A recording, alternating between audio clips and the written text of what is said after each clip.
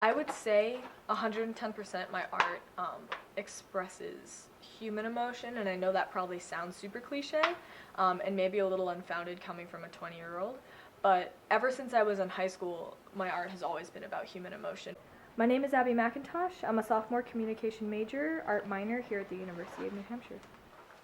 When I was a kid, my older sister and I, she's a couple years older, we were both very much encouraged to pursue art. We both loved to craft, we loved to draw from a really young age, and I definitely credit both of my parents, especially my mom, to really helping us grow as young artists. So even from that really early point in my art making, I've always sort of centered around like human emotions, human subjects, human facial expressions, and a challenge that I've had with myself recently is to make art that doesn't necessarily have human eyes in it, because eyes tend to be very overdone in the fine art world, they say, because eyes are the windows to the soul. So to convey expression without having human eyes in an image is a really powerful thing, and so that's something that I definitely do on my own time with my art.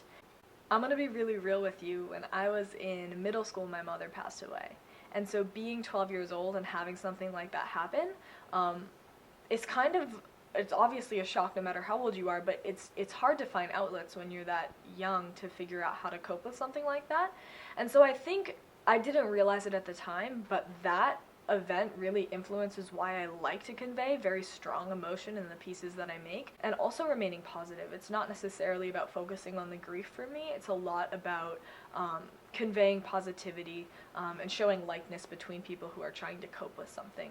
My mom was a really, really creative woman, so she definitely, in that way, helped my sister and I get into the arts. So I obviously make art to this day to also honor her. After that event happened, I didn't take many art classes after that for about a year, because she obviously really influenced going to art classes. But then I got back into it, and I think after I got back into art, that's when that shift really happened, and only when I think retrospectively do I realize that emotion became a much stronger part of the work I make. The studio class that I took in high school helped me explore myself and those emotions so much that it's a huge part of the reason why I'm pursuing art in post-secondary education.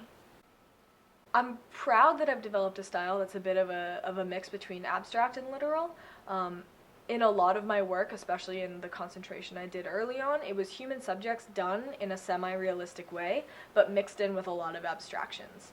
So eyes being the window to the soul, eyes play a huge part in recognizing a human figure, so I've definitely done a lot of work with eyes and expressions that come from the eyes, but also sort of human body movements. Hugging specifically is a really cool movement to try to draw, and so abstracting that, adding different colors, using different media, is a really great way to sort of explore different ways that you can show humans and show humans expressing emotions.